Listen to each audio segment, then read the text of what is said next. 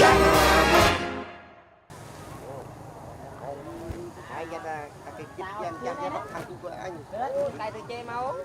vị và các bạn thân mến, Colorman đang có mặt tại chùa Rô.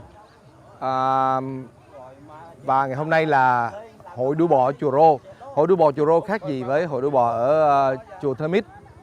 Đây là điểm khác biệt. Chùa Rô giống như tất cả những ngôi chùa khác ở trên toàn khu vực An Giang này, thì cái ngày hội đua bò là một trong những cái ngày hội xem như là một phần của cái lễ hội Donta của người Khmer. Và cái lễ hội đây là một trong những cái ngôi chùa mà vẫn còn giữ lại cái truyền thống, cái tập quán, cái phong tục đua bò theo cách của truyền thống. Chúng ta có thể nhìn thấy toàn bộ khu vực xung quanh đây là hoàn toàn không có bảng hiệu, không có quảng cáo, không có gì hết. Tất cả tái hiện lại cái không gian đua bò rất là truyền thống ở các ngôi chùa Khmer trên cái vùng An Giang này. Bây giờ là 7 giờ sáng thì các đôi bò ở địa phương đã bắt đầu tập kết tại địa điểm này và đang chuẩn bị để cho bước vào cái cuộc đua bò chùa Rô này. Và phải nói là cái cuộc đua bò ở chùa Rô này nhỏ thôi, hình như chỉ có 20 tới 25 đôi bò thôi đó. Nhưng mà cái cuộc đua bò ở chùa Rô này luôn luôn thu hút được rất nhiều những cái nhà nhiếp ảnh, các chuyên gia nhiếp ảnh, những người săn ảnh và những người yêu thích tìm kiếm những cái khoảnh khắc vô cùng đẹp của các chú bò đều đến đây. Bởi vì sao? Nó còn giữ nguyên cái nét truyền thống và nó rất là đặc thù của dân tộc Khmer tại An Giang nói chung và tại Tịnh Biên hoặc là Tri Tôn nói riêng. Và quý vị và các bạn thân mến, chúng ta có thể nhìn thấy ở dưới đây là đang có theo như Colorman nhìn thấy này, nó khoảng trên dưới 10 đôi bò thôi. Và bây giờ thì Colorman sẽ tranh thủ phỏng vấn trước giờ khai mạc. Em trai, cho anh hỏi vài câu cưng. Ủa lát em đua hả? Lát em có đua không? Đua. Em đua hả? Em đua trước giờ em đua mấy cuộc rồi? 2 cuộc bà. Hả? 2 cuộc. 2 cuộc hả? Ồ. Cũng đua ở chùa Rô thôi hả chứ không có đua? Không đua chỗ nào khác à? Không có đua chỗ nào khác hả?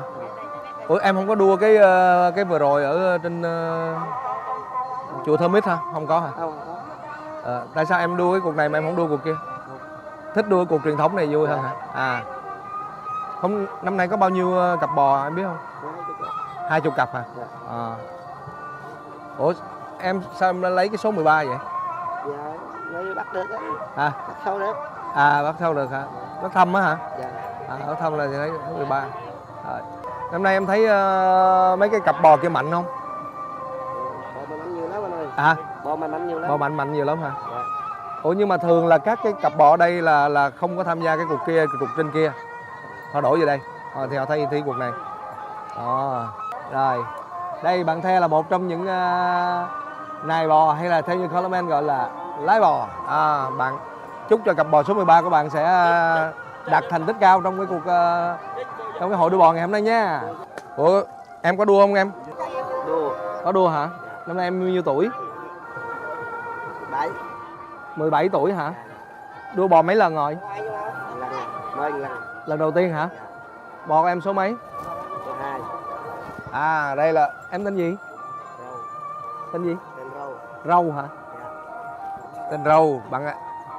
Bạn Râu chắc là coi như tay đua trẻ nhất của năm nay quá, chắc năm nay có mình em 17 tuổi rồi đúng không? Đua lần đầu luôn. Mà có tập vợ kìa không? Mà có hy vọng thắng không? Vui là chính hả? Hay sao? Rồi. Bò này mình mua từ đâu về? Campuchia hả? Campuchia. Lên mua Campuchia. Cặp bò này mua ở nhà mua nhiêu tiền biết không? 57 hả? 57 triệu hả? 2 con luôn. Ủa hôm nay Râu ra đua có ai nữa không? Có gia đình gì ở đây không? Ba má đâu? Ba má ở đây hả? Rồi ok.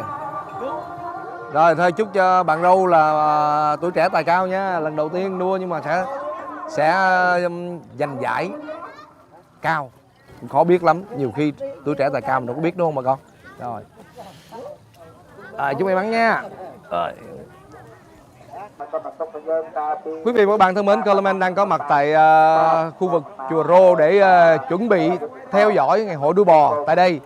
Có thể nói hội đua bò chùa Rô là một trong những cái hội đua bò truyền thống hiếm hoi còn sót lại tại tỉnh An Giang này, tại tỉnh Biên này. Ngày nay thì đã có một cái lễ hội đua bò rất là lớn hàng năm được tổ chức bởi huyện, bởi tỉnh An Giang. Đã 25 năm rồi, nhưng mà những cái lễ hội truyền thống như thế này, những ngày hội truyền thống như thế này luôn luôn là đề tài thu hút rất nhiều du khách cũng như các nhà săn ảnh. Và Coleman đang có mặt tại đây. Phía sau lưng Coleman là một cái bãi ruộng và chúng ta có thể nhìn thấy các đôi bò đã tập trung về đây rồi. Hiện tại thì Coleman đếm là có thể là trên dưới đã 10 đôi rồi. Đó, còn 10 đôi nữa, ở đây chỉ có 20 đôi thôi. Trong khi so sánh với lại cái lễ hội đua bò Bảy Núi An Giang do chính quyền tỉnh tổ chức thì là cuộc đua đó tới 64 cặp, trong khi ở đây có 20 cặp thôi. Đấy. Thế nhưng mà vì sao ở đây? Vì đây đang còn lưu giữ được những cái nét truyền thống đậm chất dân gian của cái vùng này, và đặc biệt là của dân tộc Khmer tại vùng An Giang này. Hiện tại thì chỉ còn một ít cái ngôi chùa ở An Giang này có tổ chức cái ngày hội đua bò này, nhưng mà chùa Rô là nơi vẫn lưu giữ nét truyền thống, nhưng mà có một cái quy mô nhất định nhờ cái sự hỗ trợ, nhờ sự giúp đỡ của Hội Nghệ sĩ Nhiếp ảnh Việt Nam. Cho nên là cuộc đua này mặc dù vẫn giữ được tính truyền thống, nhưng nó vẫn có một quy mô nhất định để cho du khách cũng như là để cho du khách trong và ngoài nước thưởng lãm. Quý vị và các bạn thân mến, Coleman đang đứng ngay tại vạch xuất phát và cũng rất gần với lại đích đến phía sau lưng này. Và như đã chia sẻ với quý vị và các bạn thì cái hội đua bò ở chùa Rô là cái hội đua bò đậm chất truyền thống, đậm chất dân gian, và luôn luôn là hàng năm là Hội Nghệ sĩ Nhiếp ảnh Việt Nam, rất đông đảo anh em bên Nghệ sĩ Nhiếp ảnh Việt Nam đến đây để lưu giữ những khoảnh khắc vô cùng tuyệt đẹp của ngày hội đua bò này. Khác với những cái ngày hội đua bò chuyên nghiệp khác thì cái hội đua bò chùa Rô này nó vẫn giữ được những cái nét truyền thống rất là lâu đời ở cái vùng Bảy Núi An Giang này. Hiện tại thì chỉ còn một số ít các ngôi chùa ở An Giang tổ chức các cái ngày hội đua bò này, và sau đó là lễ cấy mạ như là một phần của Tết Đôn Ta của người Khmer. Tết Đôn Ta của người Khmer là gì? Nó cũng giống như là cái ngày lễ Vu Lan của người Việt mình vậy đó, là một cái ngày lễ truyền thống để tưởng nhớ cái công ơn của những đấng sinh thành, của những người đã khuất. Và cái ngày hội đua bò này là một trong những cái hoạt động nằm trong cái chuỗi lễ hội Đôn Ta của người Khmer tại An Giang, rất là đặc trưng, rất là độc đáo. Và chính vì vậy cho nên là chỉ còn duy nhất là chùa Rô còn đang lưu giữ được các cuộc đua truyền thống này. Chúng ta có thể nhìn thấy xung quanh đây không hề có bảng hiệu, cũng không có một cái bảng quảng cáo nào cả. Và chính vì điều đó cũng là một cái điểm để cho tất cả các du khách tham quan trong và ngoài nước, cũng như là đặc biệt các anh em nghệ sĩ nhiếp ảnh yêu thích, bởi vì nó vẫn còn giữ được cái nét mộc mạc hoang sơ của vùng quê Bảy Núi An Giang này. Cho mình hỏi lần thứ mấy bạn xuống cái cuộc đua bò này? Lần thứ hai hả? Tại sao mà anh lại thích chụp cái hội đua bò chùa Rô này mà không phải là cái hội này? Tại thích chụp ảnh rồi mấy anh em rủ nhau đi chụp. Dạ. Anh có chụp cái lễ hội vừa rồi không? Cái lễ hội ở gì ta? Ở chùa Thơ Mít hả? Dạ. Có hả? Dạ. Mới ngày 8, ngày 9, ngày 10 gì đó. Nhưng mà anh cảm thấy là cái này nó khác với cái kia như thế nào? Cảm nhận. Để hỏi anh này. Dạ. Cái này là mình cũng mới vừa xuống cái lần đầu tiên thôi. Ủa, lần đầu tiên luôn hả anh? Thì rất nhiều lần thấy nhưng mà không xuống được. Dạ. Nghe anh Phú Hậu giới thiệu rất nhiều. Dạ, dạ. Rất muốn đi. Không có dịp. Dạ. Lần này quyết chí phải xuống chùa Rô là cho biết. Dạ, dạ. Tất cả các anh em đều nói là chùa Rô là tổ chức rất đẹp. Dạ, dạ. Dễ chụp hình hơn. Dạ, dễ chụp hơn. Tại cái lễ hội kia thì đông quá hả anh? Đông quá khó chụp hơn. Không biết là đông hay là sao mà các anh em nói là cái góc chụp nó không bằng. Dạ Do dạ. cái thiết kế này nhờ những mục đất cao hai bên. Dạ. Hôm nay có khoảng bao nhiêu nhiếp ảnh anh biết không anh? Chắc phải trên 500 anh em. Trên 500 anh. em. Buổi sáng thôi ở hàng Thốt Nốt sao mình biết á, là trên 300. Dạ trên 300 dạ. Không dám ra. Dạ. Ra không đứng đếm thôi. Dạ. Rồi cảm ơn anh. Cảm ơn nhiều.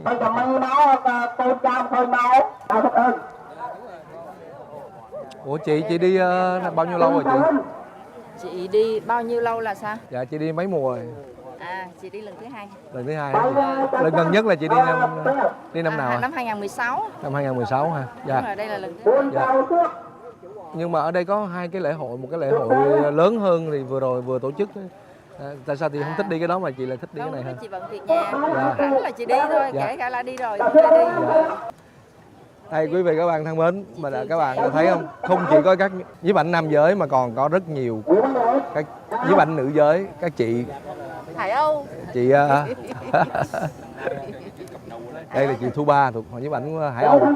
Chị chụp được bao nhiêu mùa rồi chị? Lần đầu tiên đấy. Ồ lần đầu tiên hả chị? Ồ em thấy cái cuộc này nổi tiếng lắm mà chị lần đầu tiên. Bây giờ chị đi làm, À dạ dạ. bây giờ chị mới nghỉ. Giờ chị nghỉ hưu rồi có thời gian đi chụp. Dạ. Dạ xin chào anh. Em được biết là anh là ở hội nghệ sĩ nhiếp ảnh An Giang phải không anh? Dạ.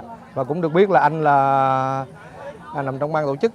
Dạ, anh có thể chia sẻ một chút xíu về cái lễ hội, cái hội đua bò Chùa Rô này như thế nào anh? Dạ. Chào anh. Hội đua bò Chùa Rô thì lúc đầu chúng tôi tổ chức là để gây quỹ từ thiện cho chùa thôi. Dạ. Năm đầu tiên Dạ. là năm 2015. Dạ. Nhưng mà sau đó thấy cái sân ở đây là nó chật chội quá, cho nên mới đề nghị sư phá hai cái ô ruộng đây làm cái sân lớn hoàn chỉnh để tổ chức.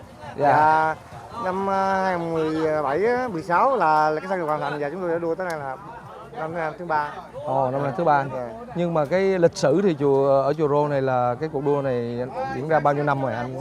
Cái cuộc đua này thì năm nào chùa cũng làm hết. Dạ. Năm nào nó là cái thông lệ của chùa này rồi. Dạ. Và trong những cái ngôi chùa tôi tham quan thì Chùa Rô là chùa còn lưu lại những cái gì đó nó rất là văn hóa của người Khmer. Tức dạ. là cái đó là cái ngày hội cái lúa của người Khmer. Dạ. Và người ta cài ruộng cho chùa. Dạ. Và sư tổ chức đua bò. Dạ. Sư cho giải thưởng nhẹ thôi. Cái lục lạc đeo cổ là cái chuông hay là cái dây vàng hay là chừng 50-100 nghìn để tự nhiên thôi. Và họ rất vui. Và sau đó là họ bắt đầu cái mạ. Dạ. Cái mạ là con quả cho chùa. Cái những cái ruộng của chùa. Trước Dạ. đây cái ô ruộng cái sân cũ nằm Bên bên kia đây. đó dạ. Nhưng mà sau đó thấy chật quá không đủ mình mới Đúng, dạ. phá cái ruộng bên đây để mình làm. Đúng rồi. Dạ. Lý do tại sao mà anh từ bên hội nhiếp ảnh mà anh lại quan tâm đến cái cuộc đua này? Có phải là gì anh ở An Giang không hay là Thật sự hay là anh yêu thích cái văn hóa Khmer? Thật sự là tôi về nhiếp ảnh tôi mới biết là cái quê mình nó có nhiều cái văn hóa rất là hay. Dạ. Và người Chăm, người Kinh, người Khmer, người Hoa ở trên An Giang rất là độc đáo. Dạ. Và đặc biệt đó là cái văn hóa của người Khmer rất là hay. Dạ. Thêm một cái nữa là khu vực Chùa Rô này dân nghèo không. Cho nên ngoài cái việc mà bảo tồn cái văn hóa của dân gian, tôi muốn làm cái gì đó cho chùa và cho những bà con xung quanh chùa. Dạ. Qua cái hoạt động thiện nguyện bằng cách tổ chức đua bò. Dạ. Cho anh em góp tiền vô. Cái đó Dạ. một hình thức xã hội hóa mà rất là nhẹ nhàng. Dạ. Anh em thích góp bao nhiêu góp. Dạ. Và tổ chức một cái giải thi đấu hoàn chỉnh, Dạ. tương đối hoàn chỉnh. Dạ. Và cũng có giải thưởng như anh thấy có các giải thưởng của các nhà tài trợ. Dạ. Nhưng mà cái nhà tài trợ cũng không cần mà để treo băng rôn trên sân. Sân là Dạ. sân là sân chùa. Dạ. Sân chơi rất là thoải mái. Dạ. Mình cũng thấy rằng là cái đặc biệt là ở cái hội đua bò này là không có một cái bảng quảng cáo, không có một cái băng rôn gì hết, và nó giữ nguyên cái nét truyền thống của các cái ngôi chùa Khmer An Giang này. Và thực sự mà nói thì nghe nói cái giải thưởng mà một cái vòng lục lạc, một cái dây đeo rồi xong 100.000 thì đúng là cuộc đua này cái tinh thần đó là chủ yếu phải không anh? Dạ, đúng rồi. Dạ. Ở đây em thấy rất nhiều nhiếp ảnh thì cái này mình có tổ chức không hay là tự động họ biết họ đến, hay là mình có tổ chức để anh em hẹn hò nhau rồi tới cái ngày hôm nay xuống, tại vì em thấy rất đông á, chắc cũng phải có Đúng là hơn cả trăm á, hơn cả trăm. Dạ. Dạ. Dạ. Tôi tổ chức chuẩn bị trước khoảng từ 3 tới 5 tháng. 3-5 tháng luôn. Dạ. Dạ. Có những cái tôi phải biết trước sửa cái sân mỗi năm tôi sửa sân. Dạ. Rồi xin tài trợ, xin qua cái kênh mà những bạn bè thân biết tôi trên cộng đồng mạng Dạ. và qua những cái truyền thông. Dạ. Có những công ty, những tổ chức người ta sẵn sàng ủng hộ cho chùa mà không có cần vụ lợi, không cần quảng cáo gì hết. Dạ. Đó là và cái khâu chuẩn bị cũng làm rất là chu đáo. Dạ. Có những ekip nào đó hoàn chỉnh, nhưng mà hầu hết là người Khmer ở đây không à. Dạ. Và các anh em giao hết cho người Khmer làm, và chính quyền địa phương cũng rất là ủng hộ chuyện này. Dạ. Anh, cái chi phí tổ chức một cái ngày đua, ngày hội như thế này thì cái này nó cũng hơi tế nhị, nhưng mà anh có thể chia sẻ là nó khoảng bao nhiêu không anh? Cái mức thấp nhất theo như năm nay tôi dự đoán đó, thì chắc cũng khoảng trên 50 triệu. Và vừa là sửa sân và mua các cái món quà. Dạ. Và rồi còn một số cái công việc chuẩn bị á, Dạ. cần khoảng từ 50 triệu trở lên mới đủ tổ chức. Dạ. Dạ. Anh, cái bạn như vậy thì cái cuộc thi này mặc dù là nó truyền thống thôi, nhưng mà em nghĩ cũng phải có trọng tài chứ hả? Là rồi. ai là sẽ nằm trong cái ban trọng tài rồi chấm thi. Cái này cũng là cái chuyện mà chúng tôi bắt buộc là, và ở chính quyền địa phương cũng muốn như vậy. Dạ. Là tất cả những trọng tài là cũng là mấy người lớn tuổi có uy tín ở trong làng. Dạ. Người Khmer Dạ. ra để giữ trận đấu. Dạ. Mà nếu có tranh chấp gì đó thì sư cả sẽ ngự định. Sư cả cả là nói là không ai cự cãi gì hết. Dạ. Và mọi người chơi vui, rất là vui. Dạ. Chứ không có kiểu mà hơn thua. Một vòng hô, một vòng thả. Anh, cái vòng thả là nó nằm từ cái cờ xanh phải không anh? Không, một vòng hô. Đúng ra trước đây là hai vòng hô, hai vòng dạ. thả. Dạ. Nhưng mà để rút ngắn thời gian, Dạ. bây giờ mình chỉ đi một vòng hô. Dạ. Rồi phải đi giáp một vòng thả cũng phải giáp một vòng. Dạ. Nhưng mà do cái điều kiện thời gian á, Dạ. thì chúng tôi đi một cái vòng hô, Dạ. đi hết vòng. Dạ rồi. Dài khoảng nửa vòng bên đó, khoảng Dạ. vòng 3 vòng đó bắt đầu Dạ. thả. Dạ. Qua cái cua đó là thả, chỉ thả đoạn từ đó đến cuối cùng là 1/4 cái vòng đua thôi. Cái vòng thả nó bắt đầu từ cái cờ nào? Bắt đầu từ cái cờ xanh. qua cái cua, cái cờ sọc của chùa đó. Cờ sọc đó là Cờ vòng đó thả. là Dạ. đây. Dạ. Vòng thả chỉ có bao nhiêu là đủ có cái ảnh đẹp là Dạ. họ tạo hào hứng. Dạ. Dạ. Anh, cái vòng thả này là cái vòng tính điểm phải không anh? Đúng không anh? Vòng hô dẫn đến điểm. Ồ. Cái người Khmer rất là thích vòng hô. Vậy là cái khác. đó là Dạ. cái thể hiện cái sự mà khéo léo của cái người tài xế. Dạ. Tài xế là cái anh mà điều khiển cò chứ không phải là Dạ. lâu ngày đó. Dạ. Tài xế đó. Dạ. Thì cái vòng hô thì đôi bò nào đi trước, đôi sau đạp đôi rồi trước thì đôi Dạ. sau sẽ thua. Dạ. Nhưng mà qua cái vòng thả, đôi nào đạp Tăng đôi tốc. rồi trước, Dạ. đôi sau đạp trước là đôi sau thắng. Dạ. Và đôi nào về đích trước cũng thắng luôn. Dạ. Cho nên nó có kịch tính lắm. Vậy rồi em hiểu rồi. Coi như là trong cái vòng hô thì đôi nào mà đạp cái bừa của cái đôi kia là coi như là thua. Nhưng mà vô vòng thả thì là đôi nào đạp được cái bừa của cái đôi kia là thắng. Dạ, đôi sau đạp về trước á. dạ, đôi trước là thắng. Hoặc là về đích trước là thắng. Dạ, đúng. Dạ. Anh, cái khoảng cách của cái vòng thả nó từ cái cờ vàng nó tới đích là bao nhiêu anh? Khoảng 120 mét. 120 mét hả? Ồ. Cái gần tương đối giống như cái sân lớn của Tịnh Biên hay gì. Ồ, dạ. Nhưng mà do cái đây là ô ruộng cho nên mình không thể nào làm duy nhất được. Dạ đúng rồi. Nhưng mà bảo đảm cái đường chạy cái vòng thả là thẳng Dạ, và thẳng. cái độ rộng đủ bảo đảm cho hai đò tranh chấp nhau. Dạ. Không có an toàn. Dạ. Còn tổng cái chiều dài của cái vòng này là bao nhiêu anh? Cũng không có rõ, nhưng mà cái chiều dài của vòng thả từ điểm đó cho tới cuối vòng đó là khoảng trên 100 mét. Dạ. 100 mét. Cái số tương đối lên. Dạ. Quý vị các bạn thân mến, Coleman đã bắt cóc được anh Nguyễn Thanh Hải là bên diễn đàn nhiếp ảnh VN Photo, và Coleman cũng nghe thông tin là anh Hải là người đã đồng hành với cái hội đua bò này cũng từ rất lâu rồi, và cũng là một trong những cái thành viên rất là quan trọng trong cái ban tổ chức. Dạ, xin phép hỏi anh là với cái cuộc đua bò Chùa Rô này là anh đã đi theo bao nhiêu mùa rồi anh? Mình tham gia phụ công tác tổ chức với anh Huỳnh Phúc Hậu từ năm 2015, năm đầu tiên. Dạ. Thì đây là một cái lễ hội mang tính văn hóa rất là đặc trưng của người Khmer, và anh Huỳnh Phúc Hậu cũng như sư cả rất là tâm huyết để mà phục dựng lại một cái lễ hội nguyên bản, có cả cây lúa, cây ma và những cái cách thức tổ chức đua bò rất là truyền thống. Em thấy đây rất là nhiều nhiếp ảnh tham gia đó, thì anh có biết là tổng cộng là có bao nhiêu nhiếp ảnh tham gia đây không anh? Mỗi lần đua bò, ví dụ hôm nay thì tụi mình có thể đếm được khoảng hơn 300 anh em nhiếp ảnh gia cũng như phóng viên, nhà báo. Dạ, hơn 300. Dạ. Nhưng mà thường là mình thông báo trước mình có tổ chức hay là các anh em tự động đi tự do? Thường thì ban tổ chức sẽ thông báo trước cho các anh em trước khoảng 10 ngày đến một tuần gì đó, thì nhưng mà anh em đều biết là cái khoảng thời gian này trong năm là sẽ có cái lễ hội.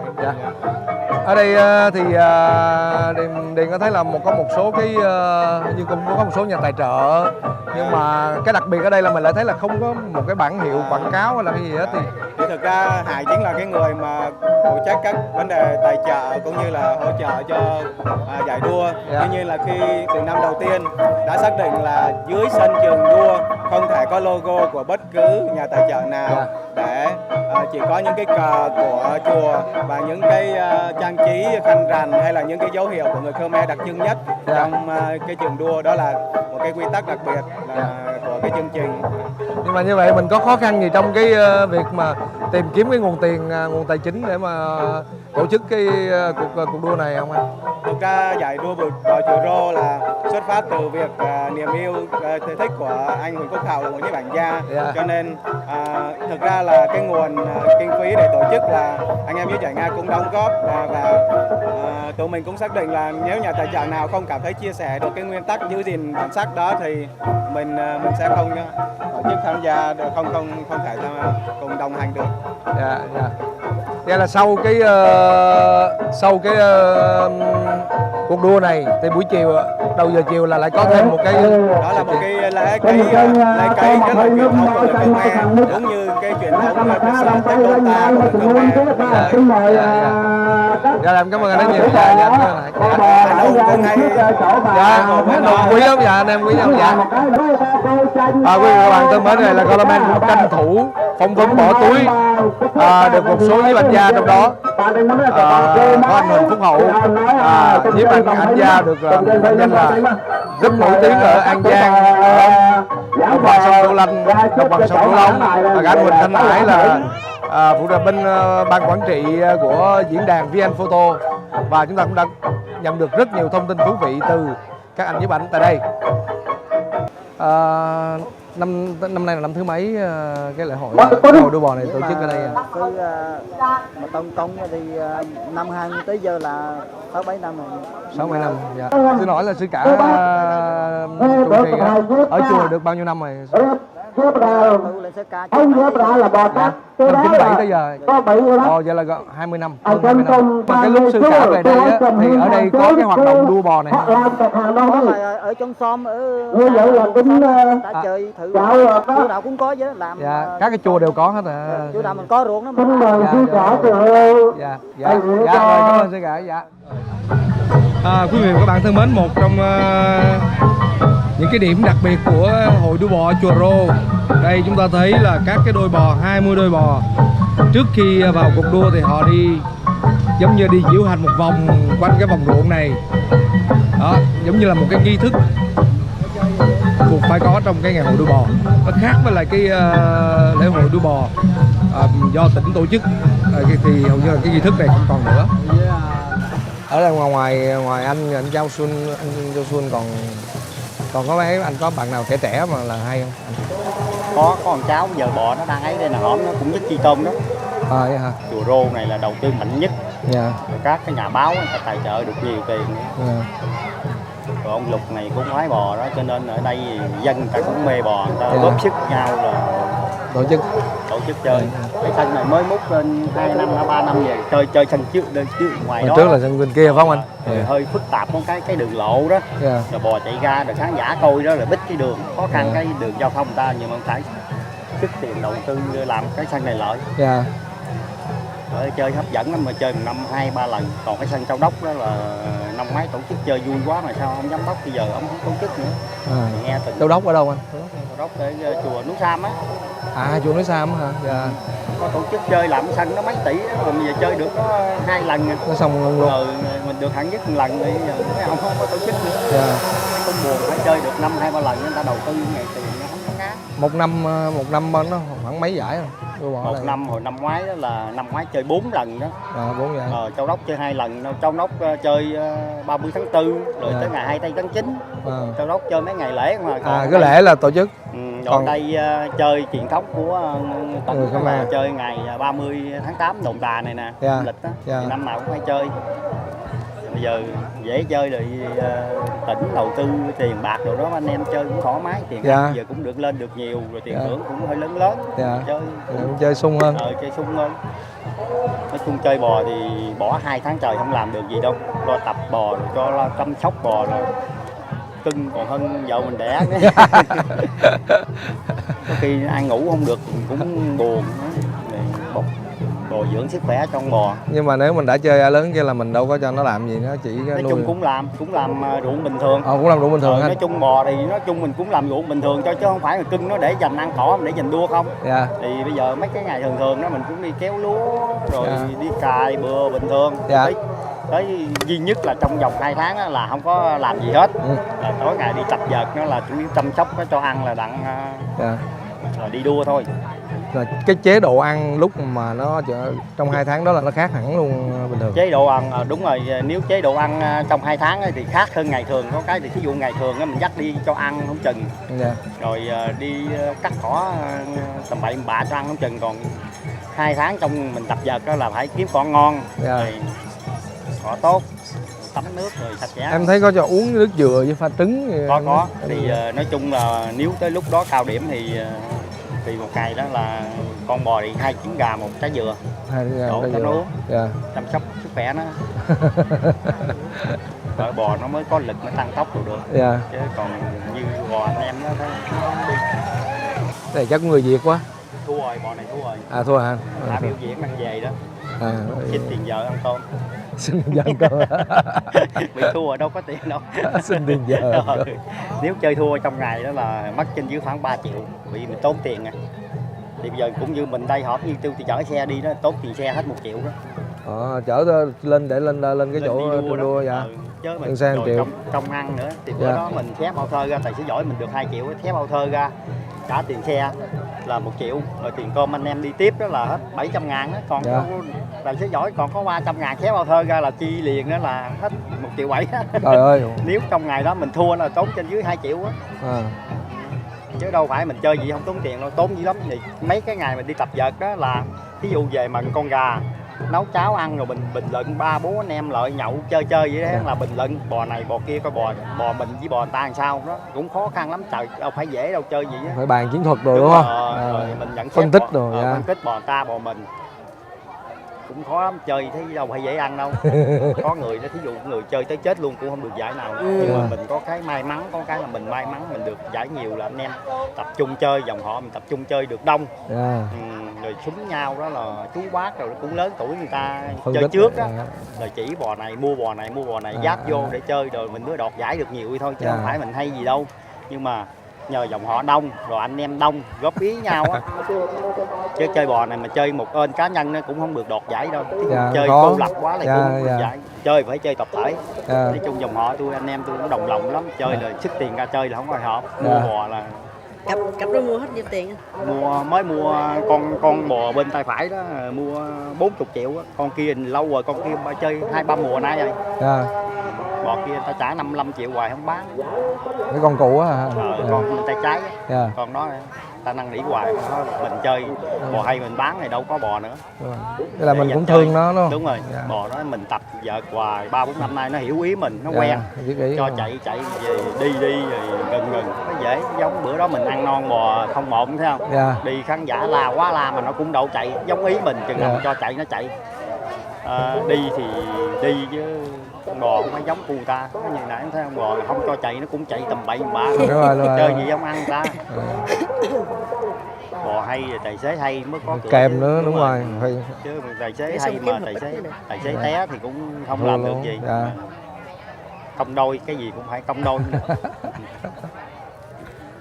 Anh có gia đình không anh? Anh gia đình Có, anh gia có, đình thì, anh có được 3 mấy đứa cháu? cháu. Ba Ba cháu. Lớn chưa anh? Gả cưới được 2 đứa, còn đứa gái út đang học lớp Ủa, 3 gái hết hả? một trai 2 gái. Một trai 2 gái. Gái thứ 2 gái út, còn thằng thứ 3 cũng có gia đình hết rồi. Dạ. Được 2 đứa cháu nội, 2 đứa cháu ngoại vậy. Ông nội rảnh. Ôi ông ngoại coi như ông ngoại mà ông ngoại đua coi như sau này chắc cháu không có đứa nào theo nổi quá. Có thằng cháu nội nó cũng mê lắm, bây giờ nó đang học lớp 2 mà nó mê lắm. Ôi dạ. Nhỏ gái út thì đang học lớp 12. Dạ. Học ở đâu anh? Học ở trên Sài Gòn hay học ở Học quê hả? tới Chi Tôn nữa. Học Chi Tôn rồi. Dạ. Mới lớp 12 này thì nó chưa ra trường. Dạ. Nói chung con nó cũng khuyên hoài, nói thôi ba già cũng chơi nữa. Chơi mới khỏe chứ. Thôi thì mình chơi có đổ mồ hôi đó, lao động rồi sức khỏe mình nó mới thoải mái, còn mình nằm nhà uống hoài đó nó cũng ưa bệnh lắm.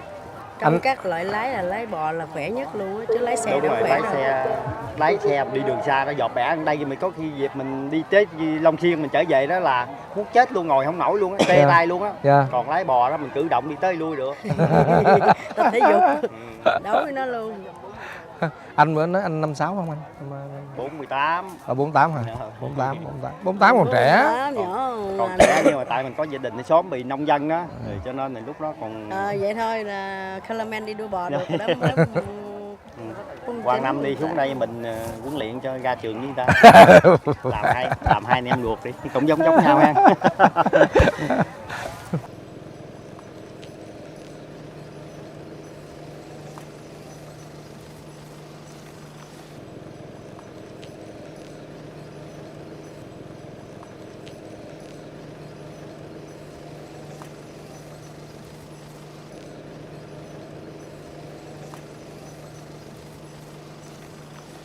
Quý vị và các bạn thân mến, Coleman vừa mới xem xong cái hội đua bò Chùa Rô. Ở ngày hội đua bò Chùa Rô thì được biết là anh Nguyễn Thành Tài đang gửi bò ở rất gần đó và Coleman tranh thủ ghé sang xem cái đôi bò vô địch của anh Nguyễn Thành Tài và đồng thời là tranh thủ phỏng vấn anh, nói chuyện anh một chút xíu. Và đây là cái nơi mà anh Nguyễn Thành Tài gửi bò ở đây. Không biết là anh có ngồi trong đó hay không, nhưng mà Coleman nghe nói lập tức mình đi tới đến để mình hy vọng rằng mình có gặp anh hay không, mình nói chuyện với anh chút xíu. Hôm bữa giờ chưa có nói chuyện nhiều lắm. Đây nhìn cái em bò này thấy có vẻ quen quen nè. Nhìn. Trời, anh Tài đây rồi. Trời ơi. Anh. Ủa, đâu đây phải nhà của anh phải không anh? Không phải, cái này nhà của người chú. Nói chung mình nuôi bò không được đó, rồi người chú nuôi tiếp. Ủa là sao anh không nuôi bò không được là sao? Không phải, biết sao mình không có ai. Mình không có hai chồng ơn rồi chăm sóc bò không có không tốt. Đó, không tốt. Dạ. Chú có đứa cháu đó nuôi rồi chăm sóc tốt hơn. Ủa chú anh đâu anh? Này chú Hai. Chú Hai hả? Nhà này nhà chú Hai. Chú ruột anh luôn hả? Dạ. Ủa đây là vẫn thuộc tỉnh vẫn thuộc huyện Tịnh Biên đúng không anh? Dạ. Nói chung từ cái chỗ mà mình đua bò ở dòng tỉnh tới qua bên đây là Tịnh Biên. Dạ. Còn giáp danh xích dưới khoảng cây số đi về dưới là của Chi Tôn. Dạ. Ủa rồi gửi đây nuôi rồi lúc mà đi cày cấy rồi để đây nuôi, chú Hai nuôi rồi cày cấy thì cho làm. Rồi cứ để đây làm luôn. Làm luôn. Dạ. Tới mà tập giờ cái mình lên đây mình tập. Ở đây có đất thì gần chùa nãy mình đua đó. Dạ. Mình tập nó gần. Tức là khi anh tập anh ra đó anh tập luôn hả? Là chi phí mình ít tốn. Dạ. Còn ở nhà mình chở xe lên là đi về là 1 triệu, đi về 1 triệu đó tốn tiền dữ lắm.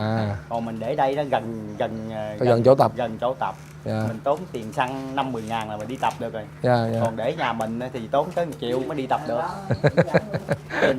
trên dưới 2 tháng là mình trên dưới là gần 10 triệu đó. Tập nếu tập bò để nhà mình tại nó đường xa. Đường tới 90 cây số đang tập nó mất bất tiện. 2 tháng là mất 10 triệu. Rồi xong rồi đi thi nữa là 2 triệu nữa. 2 triệu, từ 2 triệu 3 triệu nữa mới được. Là mười mấy triệu. Ngày nào mà nếu năm nào mà thi thất bại là tốn trên dưới khoảng 10 triệu á, chứ đâu có ít đâu. Nhưng mà cái vợ mình ham chơi, nhưng mà chơi đoạt giải hoài đó là vợ con nó cũng mừng, nó hy sinh đời của vợ mình cho mình chơi, chứ còn dạng mà chơi thua hoài chắc nó không cho chơi đâu. Nhưng mà mình đua xong rồi mình đem về chứ mình đâu có, thường mình đâu có bán lại đâu không anh? Không bán, đúng rồi, bò mình được Dạ. thì bò này bây giờ là 4-5 năm rồi đó, bò này nhất 4 lần 5 lần gì rồi, bò mình cầm đó. Dạ. Con nào anh, con nào Còn nào bò trứng đó là bò dây đây không thấy mặt đó. Rồi, anh dắt em là anh tự. là bò này hiện bây giờ ta đang đi 60 triệu không bán nè. Ồ. Con này đua 5 năm rồi đó hả anh? Con bên này, con bên này. Dạ. À. Em này là đua 5 năm rồi hả anh? Bò này nhất 4 lần rồi đó. Ồ, nhất 4 lần, đua 5 lần mà nhất 4 lần. Ồ, quá dữ luôn. Em coi chừng nó đá một cái cho đá vô lại. Đua trong đốc cũng nhất nữa, bò này hiền lắm. Dạ. Mấy tuổi anh? Con này mấy tuổi anh? Bò này chắc trên dưới 10 tuổi rồi. 10 tuổi rồi. Mấy bò này mình mua ở đâu về? Bò này mua Campuchia về. Ủa toàn bộ bò đua là mua Campuchia không anh? Không phải, bò mình ở đây cũng có, nhưng Wow. mà hiện bây giờ đó bò mình ở đây hiếm hơn bò Campuchia. Dạ. Lên Campuchia mua bò nó được bò tốt. Giống bò tốt hơn hả? Đúng rồi. Dạ. Nhưng mà mấy bò này, mấy cái bò đực này mình đâu có cho gây giống anh? Có cho gây giống không? Không có đâu, bò đua này không có gây giống được. Dạ. Bò gây giống là bò chưa thiến kìa, còn bò đua là không có gây giống. Dạ. Bò đua là thiến rồi. Bò đua thiến rồi. Bò Dạ. này để dành đua thôi chứ không có gây giống được. Dạ. Bò phối giống là sống ở Campuchia về phối giống về. Dạ. Dạ. Con này khoảng 10 tuổi, con kia mới hả? Còn đó mới, còn nó khoảng 6 tuổi 7 tuổi nha. Con nó thấy có vẻ bự hơn con này hả? Bự hơn, Dạ. tơ hơn. Tờ, dạ. Nhưng mà thường mình đua, ví dụ như bò đua mình lựa một cặp bằng nhau hay là em thấy có lâu lâu có con nhỏ con lớn này Ít có bằng nhau lắm, bị sao con bằng nhau thì nó không chạy, nó không bằng. Dạ. Con nhỏ có khi con nhỏ con lớn chạy nó mới bằng. Dạ. Có 7-8 năm trước mình đứng đó con bự con nhỏ. Dạ. Con nhỏ thì nó chạy khỏe hơn. Rồi quý vị và các bạn thân mến, Colorman cũng tranh thủ một chút xíu để ghé bắt cóc anh Nguyễn Thanh Tài. Đâu gặp anh đâu dễ đâu, thùm bữa sau khi cuộc đua rồi là mất tích luôn, không có nghĩ có ngày gặp lại anh luôn. Rồi thì hôm nay gặp được anh 2 lần, một lần là gặp anh ở trong ngay cái trường đua, ngay cái chỗ đua của chùa Rô. Rồi xong hai anh em nói, anh nói tôi đang thả bò ngoài đây nè, đi ra đây coi, lát nữa ra ghé chơi uống nước. Rồi tranh thủ ra cũng nhìn lại 2 chú bò vô địch của lễ hội đua bò Bảy Núi An Giang, một cúp truyền hình năm nay. Anh chơi bắt đầu anh tham gia cái đua bò là năm đầu tiên là năm nào anh? Năm đầu tiên mình nhớ Mấy chục năm trước không? 20-30 năm không? chơi năm đầu tiên là mình chơi lúc đi bộ đội về đó là mình ra quân năm 89 là mình về 89. tham gia là mình sắm bò là năm 90 mình ra trường chơi đó. Là năm đó mình được hạng 3, năm nào nhỏ lớn mới ra trường chơi đầu tiên đó là mình được năm hạng 90. 3. Cũng vậy là lúc đó chưa có tổ chức chơi cúp cờ như bây giờ, là ở chơi chùa gì thôi. Yeah. Chơi chùa vậy thôi, tổ chức chơi là mình nhớ không lầm là hạng nhất thì đó nhiều nhất là anh có 3 triệu. 3 triệu lúc đó cũng nhiều tiền lắm nha. Chơi lúc đó anh chơi chùa nào anh? Chùa Lương Phi là chùa Tàng Mẹt. Ở huyện Chi Tôn á, là lúc đó mình đi bộ đội về tham gia năm đầu tiên đó là chơi trong chùa Tàng Mẹt ở Lương Phi. Yeah. Là năm đó mình được hạng 3. 90. Vì mình năm mới ra trường cũng mới tập chững chơi chứ chưa có rành gì mấy nữa, bị mới đi bộ đội về cũng chân giáo ngước đó mà sắm bò để chơi cho vui thôi. Rồi đam mê từ đó giờ là cái năm khen thưởng xe đó năm 2016 tới giờ. Quý vị và các bạn mến, vậy là anh Tài tính ra là đã chơi cái này khoảng 28 gần 28 29 năm, gần 30 năm. Đúng rồi, lúc đó mình đi bộ đội về là mình là tham gia chơi tới giờ luôn. Nhưng mà mình nổi tiếng từ đó giờ là nhờ có giải lớn rồi nè. Mình mới sắm bò được nhiều, mắc tiền là mình chơi có hơn giải 10 nhiều. giải chứ anh. Nói chung là mình nhớ không lầm là khoảng 11 giải bị bây giờ là từ năm 2006 tới giờ. Ủa em thấy có con kia nữa, cái con kia có chạy không? Không, con đó thì không. Dạ.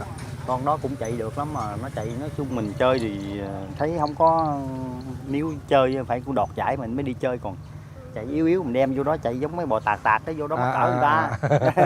Dạ. Rồi dạ cảm ơn anh. Cảm ơn anh rất nhiều. Rồi có dịp gì năm sau gặp nhau. Dạ có dịp anh em xuống gặp anh. Dạ.